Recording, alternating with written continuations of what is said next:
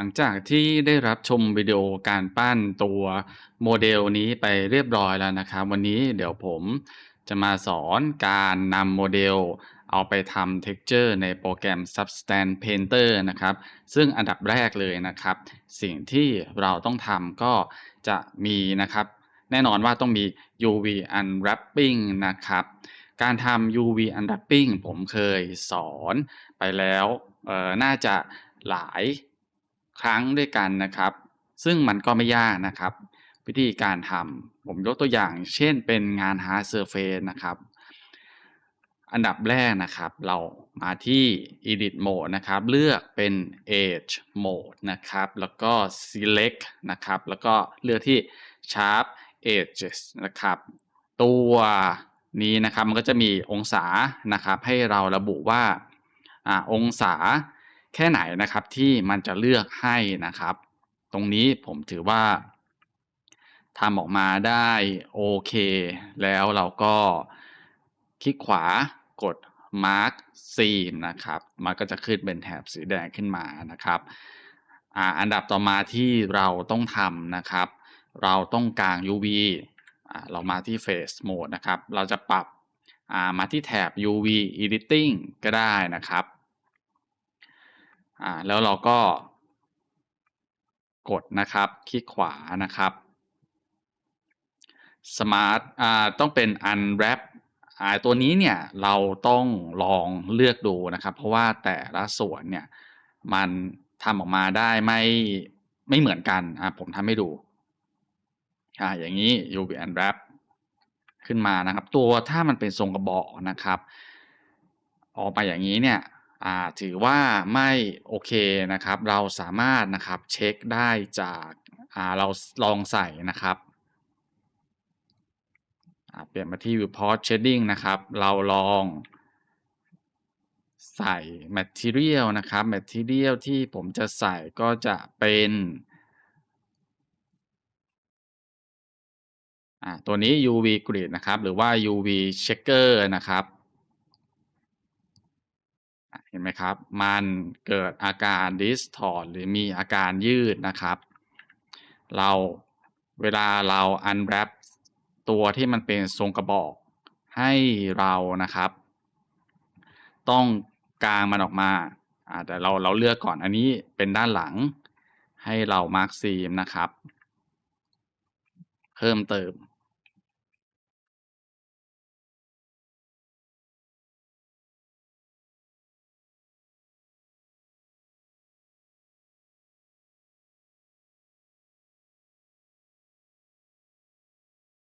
เสร็จแล้วก็ Mark Seam เหมือนเดิมนะครับแล้วลองนะครับคลิกขวานะครับ UV Unwrap นะครับ Angle Base นะครับแล้วเราลองมาดูตรงด้านบนตัวนี้Unwrap ออกมาได้ดีเราดูนะครับ Unwrap ออกมาได้ถือว่าโอเคอันนี้มันเป็นเวลาเรากางนะครับที่มันเป็นทรงกระบอกต้องกางให้ได้แบบนี้แล้ว UV เนี่ยมันจะเรียงได้สวยแต่ในส่วนของตัวนี้นะครับเราสามารถลองนะครับเลือกเป็นนะครับลองเป็น Cylinder Projection ดูอันเนี้ยถือว่าโอเคแต่ว่าเราควร Unwrap นะครับให้ตารางหมากรุกนะครับมันออกมาเป็นสี่เหลี่ยมแบบนี้นะครับสี่เหลี่ยมจัตุรัสให้ได้มากที่สุดเสร็จแล้วหน้าต่างด้านซ้ายนะครับกด A เลือกทั้งหมด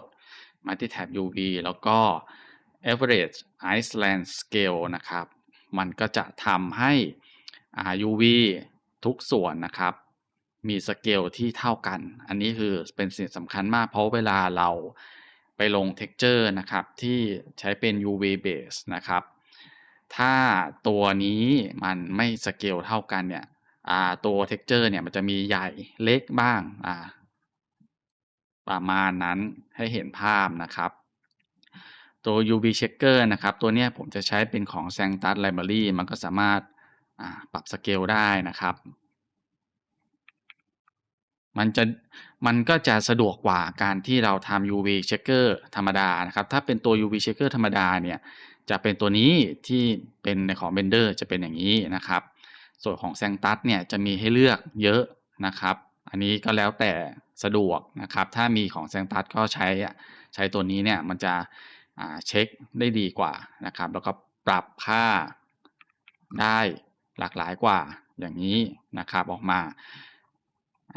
จะดูนะครับตัวนะครับเป็นสี่เหลี่ยมจัตุรัสนะครับดูแล้วก็ดูนะครับถ้ามันไม่เป็นสี่เหลี่ยมจัตุรัสเนี่ยเราก็สามารถอย่างนี้เนี่ยมันอาจจะสูงขึ้นนะครับสูงกว่าเราก็ลองสเกลให้มันเป็นสี่เหลี่ยมจัตุรัสขึ้นมาอย่างนี้นะครับในการวิธีการทำงานกับ UV เราดูว่าตรงส่วนไหนที่มันมีอาการ distort เนี่ยเราก็ปรับนะครับให้มันดูเป็นอย่างเงี้ยดูดีขึ้นแล้วเวลาเราลง texture เนี่ยมันก็จะง่ายขึ้นนะครับต่อมาให้เรามาดูนะครับตัว UV นะครับในส่วนนี้นะครับก็จะเป็นส่วนของตัวนี้ไอ้ตัวนี้เนี่ยเราก็ต้องกางนะครับให้มันมาเป็นแผ่นเรียบๆอย่างนี้เนี่ย UV ก็จะสวยงามขึ้นเราก็ลองดูโหมดนะครับว่าอันไหนที่ให้ผลลัพธ์ออกมาดีที่สุดนะครับแต่ว่าถ้าเรามี Add on เนี่ยAdd on บางตัวนะครับมันก็จะสามารถกดแค่ปุ่มเดียวเนี่ยมันก็จะยืดให้สวยแล้วนะครับแต่อันนี้เนี่ยผมลองใช้แบบ Unwrap Minimum Stretch นะครับเนี่ยมันก็จะกางออกมาเป็นแผ่นยาวๆแบบนี้นะครับแล้วเราก็ทำนะครับต่อไปทำให้ครบนะครับ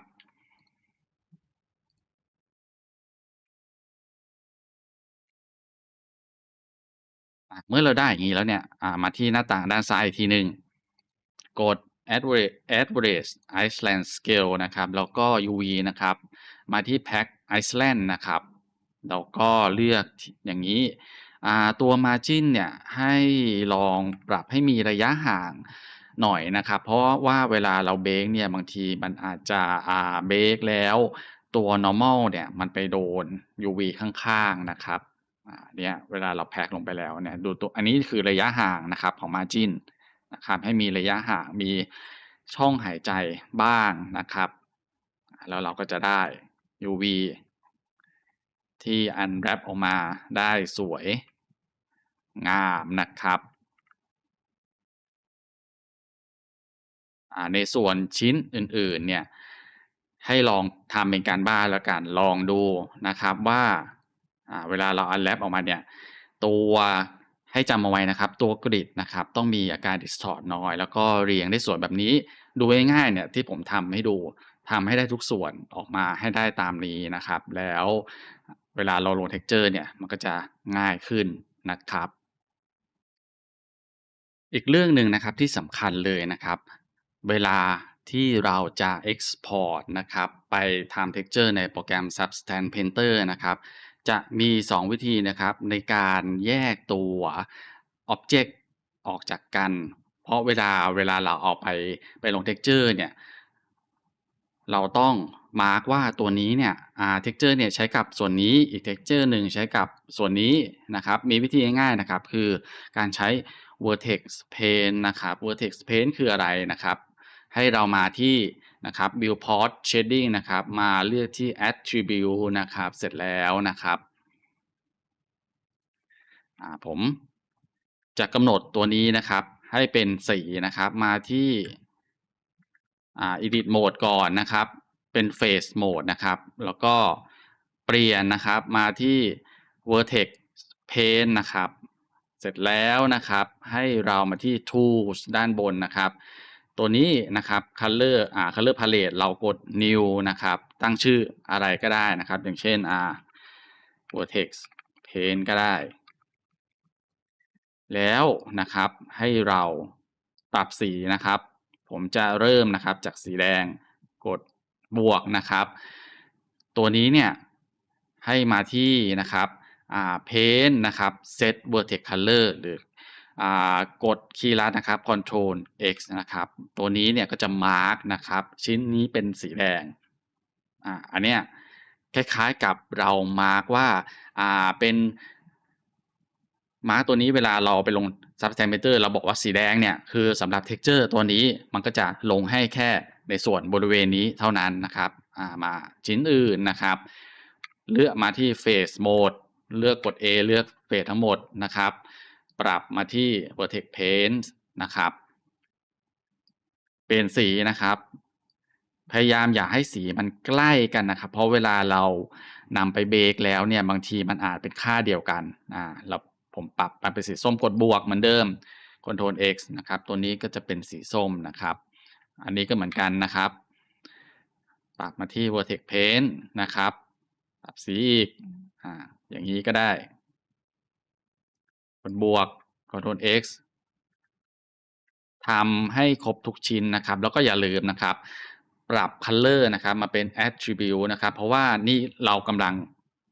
ตั้งค่า Attribute ให้กับแต่ละชิ้นงานนะครับ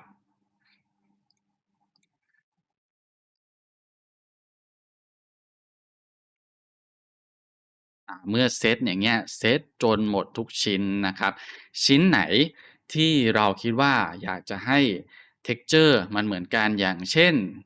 ผมอยากจะให้ texture ตัวนี้เหมือนกับตัวนี้ผมก็เซตเป็นสีเดียวกันมาเลือกตัวนี้นะครับอย่างนี้ง่ายๆนะครับเราพิจารณาก่อนว่าเราอยากจะให้ texture มีทั้งหมดกี่แบบอยากจะให้มันเป็นยังไงบ้างแล้วเราก็เซตไปตามอย่างที่ผมสาธิตให้ดูตามนี้นะครับหลังจากที่เราทำ UV Unwrap ทุกชิ้นเสร็จแล้วก็เซตค่า Vertex Paint เรียบร้อยแล้วนะครับต่อมานะครับสิ่งที่เราต้องทำเลยก็คือเราเช็คก่อน UV มาที่ UV Editing อย่างนี้นะครับเลือกชิ้นงานทั้งหมดนะครับโอเคแล้วก็กดนะครับมาที่ Face Mode กด A นะครับอันเนี้ยคือผมทำการunwrap แล้วก็ packing ไว้เรียบร้อยแล้วการ packing นะครับก็ไม่ยากนะครับกดที่ Pack Iceland นะครับแต่อันดับแรกอย่าลืมนะครับเราต้อง average island scale ก่อนนะครับมาที่ Pack Iceland นะครับก็ทำอย่างที่ผมบอกนะครับก็ปรับ margin นะครับปรับให้มีระยะห่างนิดหนึ่งนะครับเราก็จะได้อันนี้จะเป็นแค่ทายเดียวนะครับต่อมาที่นะครับเลือกนะครับเวลาเราเลือกเรามาเลือกที่ตัว collection นะครับผมจะทำแค่ High Poly อย่างเดียวนะครับเลือก Select Object ก็จะเลือก Object ทั้งหมดมาที่ไฟล์นะครับ Export แล้วก็กดนะครับ Export เป็น FBX นะครับค่าที่ Export ก็คือ Limit to Selected Objects Object Type นะครับเป็น Mesh อย่างเดียวนะครับ Apply Transform ไปด้วย Animation ไม่เอานะครับแล้วก็กด Export ได้เลยนะครับมาExport มาในโฟลเดอร์เดียวกันนะครับตามนี้นะครับง่ายๆนะครับในโปรแกรม Substance Painter เราจะ Import ไฟล์จาก Blender ด้วยการกด New นะครับแล้วก็เลือกไฟล์นะครับที่เรา Export ออกมาจากโปรแกรม Blender นะครับ Document Resolution นะครับก็แล้วแต่นะครับว่าจะเลือกเป็นเท่าไรผมเลือกเป็น 4K นะครับแล้วก็ค่าตัวนี้นะครับตัวเนี้ยเราไม่ต้องไปติ๊กเพราะว่าเรา Unwrap เสร็จเรียบร้อยแล้วนะครับตัวนี้ก็เซตตามนี้อันนี้ปล่อยทิ้งไว้ก่อนนะครับกดโอเคได้เลยนะครับเราก็จะได้โมเดลเข้ามานะครับก่อนอื่นนะครับก่อนที่เราจะลง Texture นะครับเราต้อง Bake Mesh Map ก่อนนะครับเพื่อให้ตัวโปรแกรมนะครับรู้ว่านะครับในส่วนนี้เนี่ยมันเป็นขอบเป็นมุมเวลาเราลง texture ไปแล้วเนี่ย texture จะลงได้อย่างถูกต้องนะครับเรามาที่ตัวนี้นะครับ baking นะครับเราถ้าเราใช้นะครับเป็น vertex paint นะครับที่เราเซตไว้เนี่ยเรามาที่ ID นะครับเลือกเป็น vertex color นะครับมันก็จะเบกให้อัตโนมัตินะครับก็จะเป็นสีอย่างนี้นะครับอันนี้ตัวนี้ผมเทสพอร์ตออกมาไม่ได้เซตเอาไว้นะครับผมก็ไม่ต้องติ๊กนะครับส่วนนอกเหนือจากนี้นะครับส่วนอื่นตัวนี้ทิ้งไว้เหมือนเดิมแล้วตัวนี้เนี่ยเราไม่ได้เบกnormal จาก High Poly มาลง Low Poly เราใช้เป็น High Poly เลยนะครับเราก็ สามารถตั้งค่านะครับ Super Sampling นะครับ 16x อย่างตรงนี้นะครับ แล้วก็กด Break ได้เลยนะครับ มันก็จะ break ข้อมูลนะครับ เพื่อให้ตัวโปรแกรมทราบว่าส่วนนี้มันมันเป็นอย่างที่ผมบอกไปนะครับ มันจะได้รู้ว่าเวลาเราทำedgeware นะครับหรือว่าตัวขอบที่มันเป็นขอบเป็นรอยขีดข่วนอย่างเงี้ยมันจะได้รู้ว่าตรงนี้เป็นขอบนะอะไรอย่างงี้เสร็จแล้วเรากด return to painting mode นะครับแล้วเราก็จะได้นะครับ texture setting ที่เราเบรกขึ้นมาอย่างนี้นะครับเนี่ยจะเป็นตัวที่เราเบรกนะครับก่อนอื่นนะครับให้เรามาที่นะครับ display setting environment map นะครับให้เลือกมาที่ Studio Tomaco นะครับเพื่อให้แสงนะครับออกมาเป็นค่ากลางนะครับเวลาเราลง texture เนี่ยสีมันจะได้ดูโอเคนะครับต่อมานะครับเดี๋ยวผมจะลองลง texture ไปก่อนตัว texture ของ Substance Painter นะครับก็มีหลายรูปแบบนะครับมีทั้ง texture ธรรมดาหรือว่าSmart Material ก็จะคล้ายๆกับของ Sanctus Library อะไรพวกนี้เนี่ยที่เป็น texture สำเร็จซึ่งมันก็จะมีค่าให้เราปรับได้นะครับแต่ถ้าเราลงเป็น texture ธรรมดาเนี่ยคือมันในคล้ายมันจะมีแค่ layer ไม่เยอะคิดอย่างนี้แล้วกันนะครับ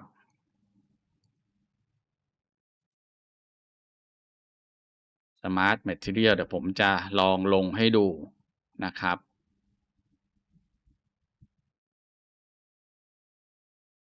เช่นผมลากมาตัวนี้มันก็จะลงไปเสร็จแล้วนะครับวิธีนะครับการ masking ตัวนี้เนี่ย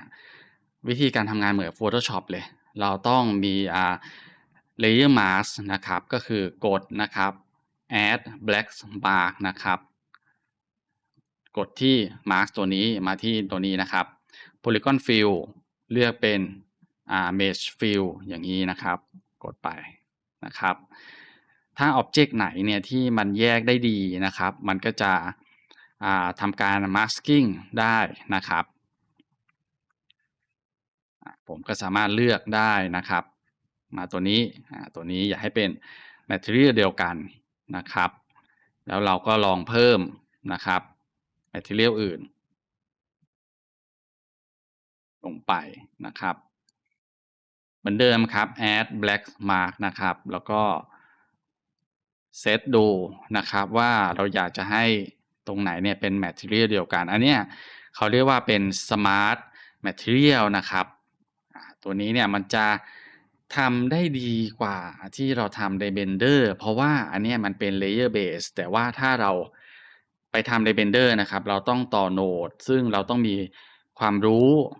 ในการต่อโหนดนะครับเพราะมันจะมี learning curve ที่สูงกว่าการใช้ layer อย่างเงี้ย layer เนี่ยเหมือนเราถ้าใครที่เชี่ยวชาญ Photoshop อยู่แล้วเนี่ยง่ายเลยนะครับแทบจะไม่ต่างอะไรเลยเพียงแค่ว่าเราต้องมาเซตค่าพวก metallic roughness อะไรพวกนี้เนี่ยกันใหม่แต่ว่าตัวแนวความคิดเนี่ยมันจะเหมือนกับ Blender มั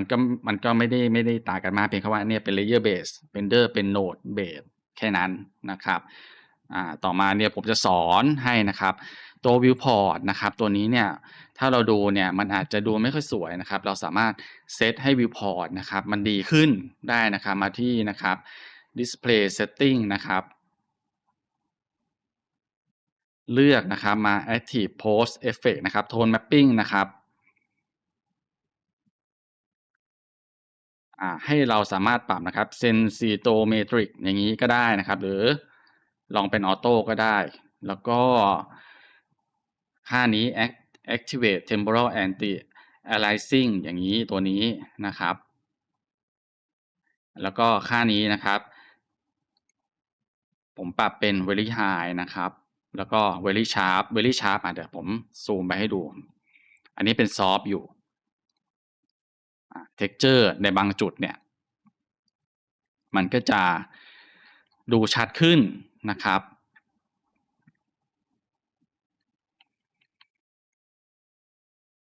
อันดับต่อมาตัวนี้สำคัญนะครับ Specular Quality นะครับผมปรับเป็น Ultra เห็นไหมครับการสะท้อนนะครับของแสงเนี่ยก็จะสวยมากขึ้นนะครับแล้วก็เลื่อนลงมาดูนะครับว่าเราสามารถปรับอะไรได้อีกนะครับ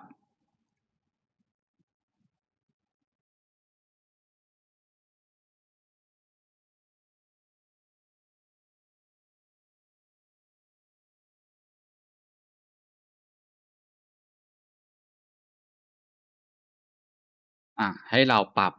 น่าจะมีประมาณนี้นะครับแล้วก็ตัว Viewport เนี่ยมันก็จะดู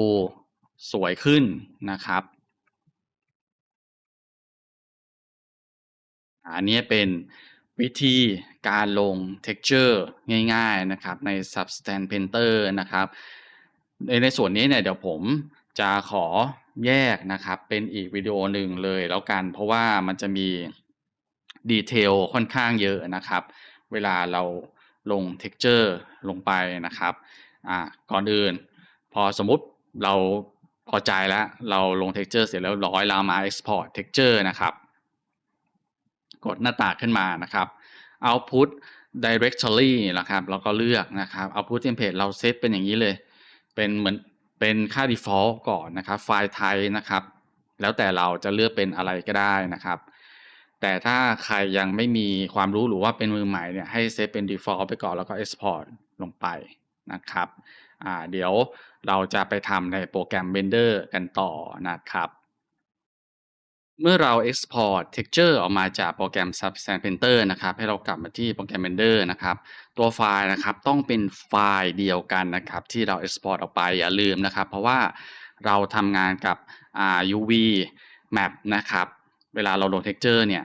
ตัวโมเดลต้อง Matching กันนะครับเราเลือกตัวไหนก็ได้นะครับกด New นะครับแล้วก็มาที่Principal BSDF นะครับกด Ctrl Shift T นะครับมาที่ texture ที่เรา export ออกมาเลือกทั้งหมดเลยก็ได้นะครับแล้วก็กดมันก็จะต่อโหนดให้อัตโนมัติเห็นไหมครับอันดับต่อมานะครับเราก็เลือก select object นะครับกด shift แล้วกดคลิกนี้อีกทีหนึ่ง Ctrl L นะครับ link material เพราะว่าเราใช้ material เดียวกันทุกอย่างก็จะลงมาตาม UV texture เรียบร้อยนะครับสิ่งที่ผมจะพูดเลยก็คือเวลาเราลง texture นะครับเบสิกง่ายๆนะครับเราเลือกใช้สีเราสามารถไปหาพาเลตได้นะครับเราเลือกแค่3สีพอเราเลือกดูว่าในส่วนเรายังไม่ต้องไปคิดถึงว่าตัวพื้นผิวเนี่ยมันจะเป็น imperfection อะไรพวกนี้เนี่ยยังไม่ต้องสนใจแค่สีก่อนนะครับผมเลือก3ประมาณ3สีนะครับสีดำสีเขียวสีม่วงนะครับแล้วก็มีเติมสีเหลืองไปนิดหนึ่งนะครับอันดับแรกเราดูก่อนว่าเราจะให้สีไหนเนี่ยมีพื้นที่มากที่สุดในงานนะครับผมเลือกเป็นสีดำนะครับสีดำผมจะวางไว้นะครับตามจุดต่างๆที่มันเป็นตัวส่วนประกอบหลักอย่างนี้นะครับแล้วเราก็ใช้สี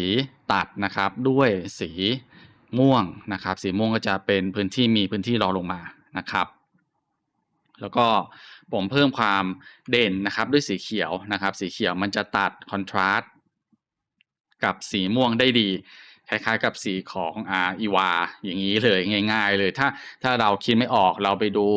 ชุดสีจากตัวงานของคนอื่นก็ได้งานแอนิเมตก็ได้เนี่ยเขาจะวางชุดสีเนี่ยไว้ดีมากนะครับเรา